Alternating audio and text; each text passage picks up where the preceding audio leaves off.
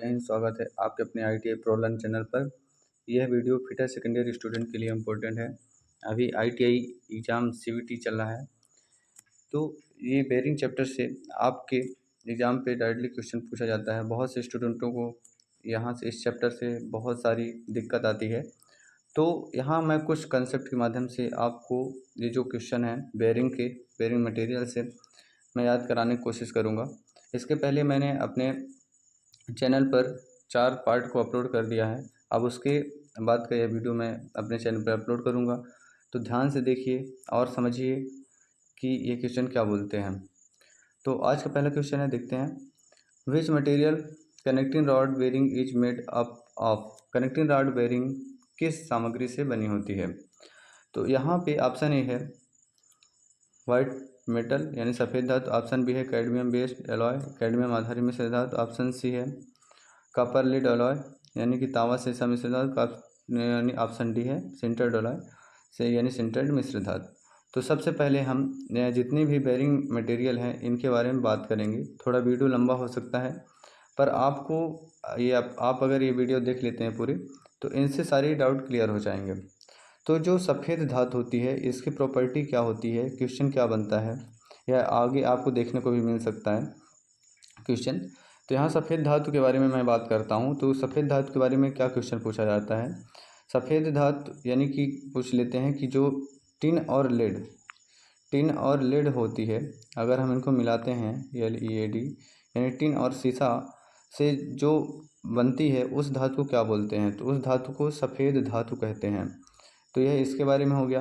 अब अगर आपको कैडमियम आधारित मिश्र धातु पूछता है तो इसके बारे में क्या विशेषता होती है? तो कैडमियम आधारित जो मिश्र धातु होती है इसके लिए विशेषता होती है कि ये बेयरिंग संक्षारण के प्रति कम प्रतिरोध होती है। यानी संक्षारण जो होता है ना, संक्षारण यानी जो जंग होता है, जंग को कम से कम रोक पाती है। तो यह इसमें विशेषता होती है। ठीक है, मतलब ये हानि समझिए आप, संक्षारण के प्रति कम प्रतिरोध। और इसमें क्या होता है कि अधिक प्रतिरोध होता है, प्रतिरोध अधिक यानी फटीग यह अधिक ले सकता है, इसका यह प्रॉपर्टी होता है। इसको आप अलग से नोट करके लिख लीजिएगा। इसके बाद तांबा शीशा मिश्र धातु का क्या गुण होता है? यह अभी आपको अगले क्वेश्चन में मिल सकता है शायद। तो तांबा शीशा जो है, तो अगर आपको यहाँ पे तांबा और शीशा मिल गया, तांबा शीशा यानी तो आप समझिए तांबा का यूज किया जाता है ज़्यादातर इलेक्ट्रिकल कार्य में, जैसे आप उसका तार बनाते हो, तार में यूज करते हैं, मोटर में यूज करते हैं। तो इसका यूज क्या पूछ लिया जाता है? जो कॉपर और लेड मिश्र धातु होता है इसका यूज कहाँ पे, किस प्रकार के बेयरिंग को बनाने के लिए किया जाता है? तो इसका उपयोग किया जाता है जैसे आपका कनेक्टिंग राड बनाते हैं, तो वहाँ पे ये बेयरिंग अगर हम लगाएंगे तो तांबा शीशा मिश्र धातु को लगाएंगे। अगर आप टरबाइन चला रहे हैं या इलेक्ट्रिकल मोटर चला रहे हैं, इलेक्ट्रिकल मोटर के लिए वहाँ पे भी तांबा शीशा मिश्र धातु का यूज करेंगे।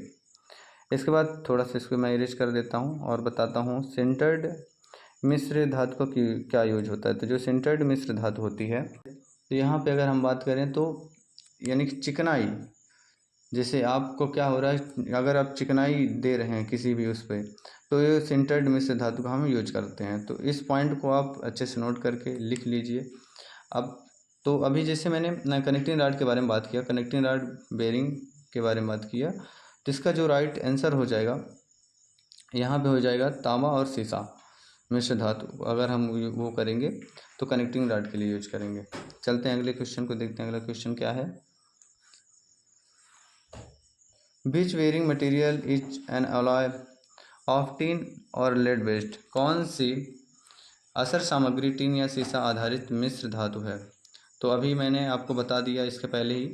तो यहाँ पे जो इसका राइट आंसर हो जाएगा सफ़ेद धातु यानी वाइट मेटल। अब आप एक और तरीके से याद कर सकते हैं, जो टिन होता है, टिन का जो कलर होता है वह सफ़ेद होता है, तथा शीशा का जो कलर होता है यह भी एक प्रकार का सफ़ेद ही होता है। यानी जो लेड होता है सफ़ेद के साथ में ये थोड़ा सा यानी ब्लू में होता है, नीला होता है।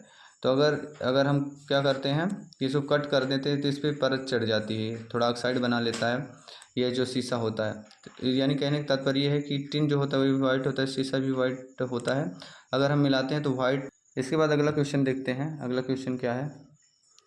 किस बेयरिंग की ऊष्मीय चालकता कम होती है?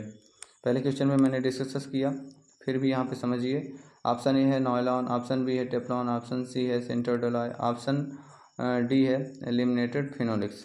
तो जो इसका राइट आंसर हो जाएगा उसमें चालकता कम होती है, तो उसमें चालकता यहाँ पे लेमिनेटेड फिनोलिक्स। अब लेमिनेटेड फिनोलिक्स के बारे में थोड़ा बात कर लेते हैं। लेमिनेटेड फिनोलिक्स क्या होता है?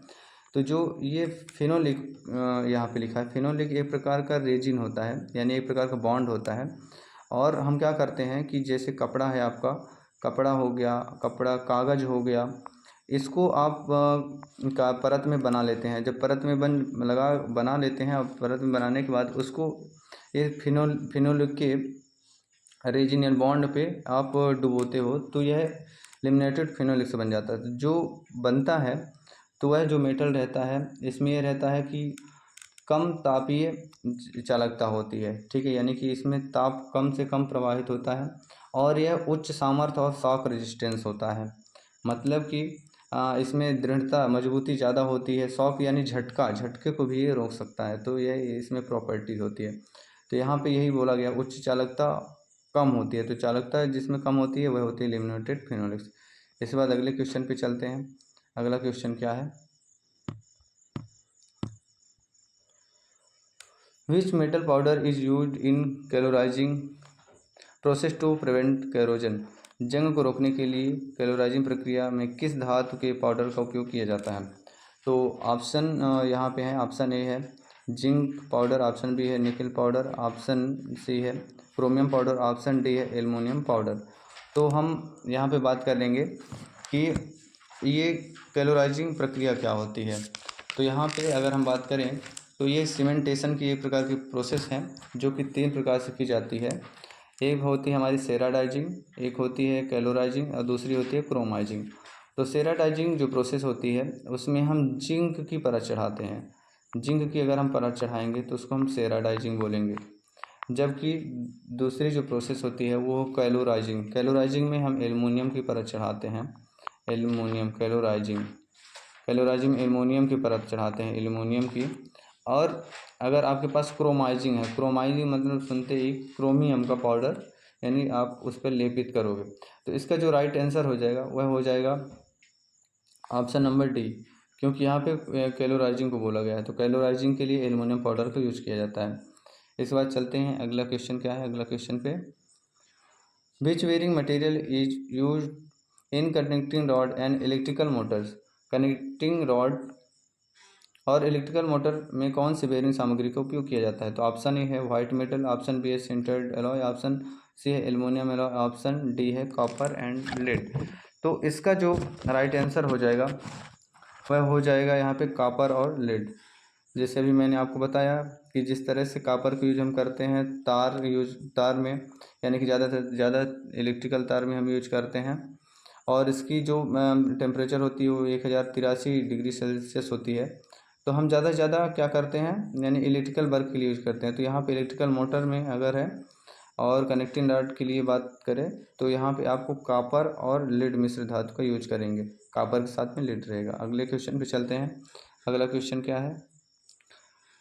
Which bearing material has low coefficient of friction and high material cost? किस सामग्री में घर्षण और उच्च सामग्री लागत का कम सह कुशल है?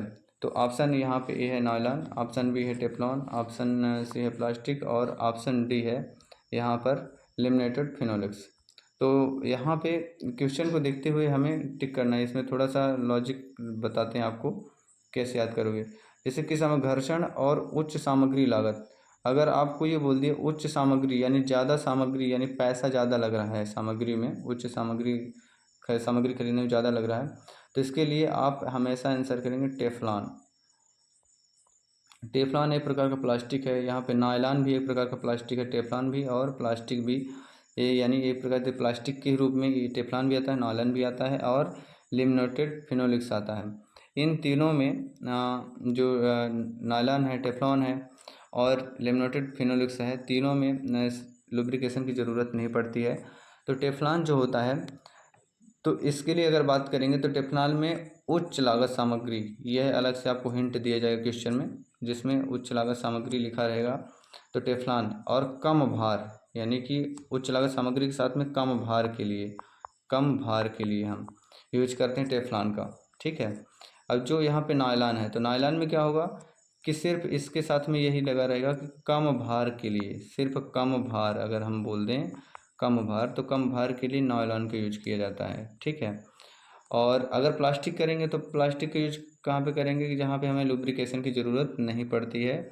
और लिमिनेटेड फिनोलिक्स के बारे में अभी हमने बताया ही कि इसकी जो तापी चालकता होती है, यानी उसमें चालकता कम होती है, उसमें चालकता इसमें कम होता है। तो इस तरह से आप याद कर सकते हैं और इसको दिमाग में रख सकते हैं। चलते हैं अगला क्वेश्चन, देखते हैं अगला क्वेश्चन क्या है। तो यहाँ पे पहले इसका राइट आंसर कर देते हैं। इसका राइट आंसर जो होगा यहाँ पे तो टेफ्लॉन हो जाएगा। ठीक है, चलते हैं अगले क्वेश्चन में। अगला क्वेश्चन क्या है, which bearing material having resistance to chemical reaction, कौन सी असर वाली सामग्री रासायनिक प्रक्रिया के लिए प्रतिरोधी है। अब यहाँ पे ये क्वेश्चन आ गया। अब क्वेश्चन के साथ में रासायनिक प्रतिक्रिया लिखा है, तो रासायनिक प्रतिक्रिया के लिए देखते हैं कौन सी मटेरियल का हम वेरिंग यूज करेंगे। ऑप्शन ए है Teflon, option B nylon, option C है लिमिनेटेड फिनोलिक्स, ऑप्शन डी है लेड ब्रॉन्ज। ठीक है, तो रासायनिक प्रतिक्रिया के लिए अगर आपको बोल दिया तो टेफ्लॉन ही इसका आंसर हो जाएगा। तो टेफ्लॉन में टेफ्लॉन को अगर आप आंसर कर रहे हैं तो तीन चीज़ें ध्यान देंगे। सबसे पहले रासायनिक प्रतिक्रिया के लिए अगर है पूछा जा रहा है, दूसरा नंबर कि उच्च इस पर जो इसका रेट होता है ये ज़्यादा से ज़्यादा होता है। ठीक है, लागत ज़्यादा होती है इसको ख़रीदने में। और जो तीसरी बात होती है तो कम भार के लिए, कम भार के लिए। ये चीज़ें अगर दिमाग में आप रखेंगे तो आप यानी कि आंसर हिट करके आ जाएंगे, सही करेंगे। चलते हैं अगले क्वेश्चन पे। अगला क्वेश्चन क्या है, which bearing material the lubrication is not needed, किस असर वाली सामग्री में स्नेहन की आवश्यकता नहीं होती है। तो ऑप्शन ए है प्लास्टिक, ऑप्शन बी है कास्ट आयरन, ऑप्शन सी है वाइट मेटल, ऑप्शन डी है एल्युमिनियम एलॉय। तो जो यहाँ पे ये बोला गया कि हमें सामग्री में हमें स्नेहन करना नहीं है, लुब्रिकेशन करना ही नहीं है, तो कौन से मेटल का यूज करेंगे, तो प्लास्टिक का यूज करेंगे। और प्लास्टिक का यूज करेंगे तो इसके लिए भी और चीज़ें याद रखनी पड़ती है, मतलब किस लिए प्लास्टिक का यूज करते हैं। तो एक पहला रीज़न तो यही हो गया, स्नेहन की आवश्यकता नहीं पड़ती है। दूसरा ये हो गया कि अगर कोई ऑपरेशन करते हैं तो उसमें आवाज़ नहीं आती है, साउंड नहीं होता है। तीसरा ये हो जाता है कि हम इसको किसी भी आकृति में ढाल सकते हैं, जो प्लास्टिक रहती है इसे किसी भी आकार में हम बना सकते हैं। और सबसे बड़ा कारण तो यही है कि इसमें स्नेहन की आवश्यकता नहीं होती है। चलते हैं अगले क्वेश्चन पे। अगला क्वेश्चन क्या है, which bearing material is suitable for high strength and shock resistance, उच्च शक्ति और आघात प्रतिरोध के लिए कौन सी असर सामग्री उपयुक्त है। तो अब इस क्वेश्चन को देखेंगे। अब यहाँ पे क्या क्या बोला जा रहा है, उच्च शक्ति और आघात प्रतिरोध, यानी कि चोट मारते हैं तो वह उसका विरोध करती है। और हाई उच्च शक्ति है उसमें मतलब कहने तो स्ट्रेंथ ज़्यादा है, दृढ़ता ज़्यादा है। तो कौन सी सामग्री में, नायलॉन ऑप्शन ए है, ऑप्शन बी है टेफ्लॉन, ऑप्शन सी है प्लास्टिक, और ऑप्शन डी है यहाँ पे लिमिनेटेड फिनोलिक्स। तो इसका जो राइट आंसर हो जाएगा वह हो जाएगा लिमिनेटेड फिनोलिक्स। अगर आपको क्वेश्चन में डायरेक्टली बोल दिया जाए कि उच्च शक्ति और आघात प्रतिरोध, यानी कि अगर हम चोट मारते हैं तो उसका भी विरोध करती है, प्रतिरोध करती है, तो उसका राइट आंसर लेमिनेटेड फिनोलिक्स होती है। ठीक है, क्योंकि इसमें एक फिनोलिक रेजन होता है। फिनोलिक रेजिन को हम क्या करते हैं, कपड़ा और कागज़ के साथ में मिला करके और फिर हम इस बॉन्ड को बनाते हैं, इस सामग्री को बनाते हैं। इसके बाद देखते हैं अगला क्वेश्चन क्या है, किस सामग्री वाली विच वेरिंग मटेरियल है पुअर रेजिस्टेंस टू कैरोजन, किस असर वाली सामग्री में संक्षारण के प्रति कम प्रतिरोध होता है। तो यहाँ पे संक्षारण, जिसमें हम संक्षारण के प्रति कम प्रतिरोध, संक्षारण को कम बचाती है। तो देखते हैं ऑप्शन है यहाँ पे वाइट मेटल, ऑप्शन बी है कैडमियम आधारित मिश्र धातु, ऑप्शन सी है एल्युमिनियम मिश्र धातु, ऑप्शन डी है सिंटर्ड मिश्र धातु।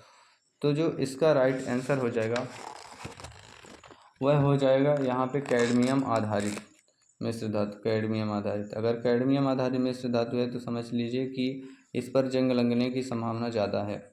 ठीक है, तो यानी संक्षारण प्रतिरोध इसमें कम होता है। इसके बाद चलते हैं अगले क्वेश्चन पे। Question number 11, which one is the self lubricating bearing material, सचिकनाई धारण करने वाली सामग्री कौन सी है। ऑप्शन ए है सफ़ेद धातु। सफ़ेद धातु के लिए भी आपको बताया है, इसमें टिन और लेड मिश्र धातु रहेंगी तो हम उसको सफ़ेद धातु बोलेंगे। Cadmium based alloy, cadmium based alloy के लिए भी संक्षारण प्रतिरोध इसमें कम होता है, ये भी बता दिया आपको। अगर कॉपर और शीशा है तो इसमें इसका यूज कहाँ पे कर लेते हैं, इसका यूज करते हैं हम कनेक्टिंग राड हो गया, इलेक्ट्रिकल मोटर हो गया, टरबाइन हो गया, तो वहाँ पे अगर तांबा के साथ में शीशा दिख जाए तो इसमें आपको आंसर क्लिक करना है। और इसमें आखिरी आंसर जो है, सॉरी इसे थोड़े से इरेज कर, आखिरी ऑप्शन है सिंटर्ड एलॉय, सिंटर्ड युक्त मिश्र धातु, सिंटर्ड युक्त मिश्र धातु। तो यहाँ पे सिंटर्ड युक्त मिश्र धातु के बारे में बताया कि यह क्या होता है कि यहाँ पे जो होता है ना कि यानी सेल्फ लुब्रिकेशन का गुण ये भी रखती हैं, और इसमें चमक ज़्यादा होती है, ये इसका जो होती है इस प्रॉपर्टी होती है। तो अगर स्वच्छ चिकनाई धारण करना है और इसमें चमक धारण करना, क्योंकि यहाँ पे ये तेल को अवशोषित करती है जो ये सिंटर्ड युक्त मिश्र धातु होती है। तो हम क्या करते हैं, इसका जो राइट आंसर है वो लगाते हैं ऑप्शन नंबर डी को। इसके बाद अगला क्वेश्चन देखते हैं। अगला क्वेश्चन क्या है, which bearing metals are applicable light load and low speed application. कौन सी असर वाली धातुएं हल्के भार और कम गति वाले अनुप्रयोगों पर अब लागू होती है। तो अब इस क्वेश्चन में यहाँ पे थोड़ा सा बात करने का लैंग्वेज चेंज हो गया, मतलब प्रश्न का। तो हल्के भार बोल दिया आपको और कम गति। हल्के भार के लिए अभी तक तो हम नायलॉन का यूज कर रहे थे, टेफ्लॉन का यूज कर रहे थे, और यहाँ पे लेमिनेटेड फिनोलिक्स का यूज कर रहे थे, प्लास्टिक का यूज कर रहे थे। तो लेकिन अब आपको हल्के भार के साथ में कम गति भी बोल दिया, कम गति। तो आपको यहाँ पे राइट आंसर न सफ़ेद धातु और कैडमियम आधारित मिश्र धातु, तांबा मिश्र धातु नहीं करके आपको यहाँ पे इसका राइट आंसर करना पड़ेगा ऑप्शन नंबर डी, यानी कि कच्चा लोहा, कास्ट आयरन। कच्चा लोहा का यूज हम करते हैं हल्के भार तथा कम गति वाले अनुप्रयोग पे। अगला क्वेश्चन देखते हैं। अगला क्वेश्चन कैसे है, एल्युमिनियम मिश्र धातु बेरिंगों में उच्च तापीय विस्तार के प्रभाव को कैसे दूर करें। How to overcome the effect of high thermal expansion in aluminium alloy bearing. यहाँ पे सिंपल यही बोला गया है कि उच्च तापीय विस्तार के प्रभाव को कैसे दूर करें। तो ऑप्शन ए देखते हैं, यहाँ पे लिखा बाहरी दौड़ के असर पर अतिरिक्त मंजूरी प्रदान करें। ऑप्शन बी है शाफ्ट पर अतिरिक्त क्लियरेंस प्रदान करें। ऑप्शन सी है आंतरिक दौड़ को प्रभावित करने पर अतिरिक्त मंजूरी प्रदान करें। ऑप्शन डी है बेरिंग और जर्नल पर अतिरिक्त क्लियरेंस प्रदान करें। तो इसका जो राइट आंसर होगा इसका हो जाएगा ऑप्शन नंबर डी, यानी बेरिंग और जर्नल पर अतिरिक्त क्लियरेंस प्रदान करें। अब यहाँ पे बेरिंग और जर्नल क्या होता है, जर्नल के बारे में थोड़ा सा आपको बता दें। जैसे मान लीजिए ये शाफ्ट है आपका, और शाफ्ट के ऊपर आप बेरिंग लगाते हो। जैसे मान लीजिए यहाँ पे आप बेरिंग लगा रहे हो, ये बेरिंग सेट कर दिया आपने, ये बेरिंग है, ठीक है। तो जर्नल की बात कहेगी, जर्नल क्या होता है, जर्नल तो शाफ्ट का वह हिस्सा जो बेरिंग के अंदर फिट होता है, इसको हम जर्नल बोलते हैं, ठीक है। आप दिमाग में रखिएगा इसको। तो यहाँ पे क्या बोला है, उच्च तापीय विस्तार के प्रभाव को कैसे, मतलब अगर इसमें ताप ज़्यादा हो रहा है तो इसको हम क्या कर सकते हैं। तो यही कर सकते हैं कि जो शाफ्ट का यहाँ पे बेरिंग और जर्नल पर अतिरिक्त क्लियरेंस, यानी जो बेरिंग है तथा जो शाफ्ट है इन पे हम थोड़ा सा क्लियरेंस बढ़ा देंगे, तो क्या हुआ, ये जो ताप है वो कम से कम हो जाएगा, ठीक है। इसका राइट आंसर हो जाएगा। इसके बाद अगले क्वेश्चन चलते हैं।